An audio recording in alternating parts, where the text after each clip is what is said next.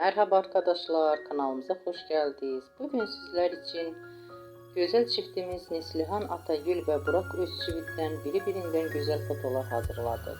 Neslihan Atagül Karasevda, Yaprak Dökümü ve Fatih Harbi dizilerinde meşhur olmuşlar. Biz de sizler için onların romantik karelerini hazırladık. Bu videoların devamlı gelmesini istiyorsanızsa kanalımıza abone olup yorum yazmayı unutmayın. Herkese teşekkürler. Bizden bu kadar.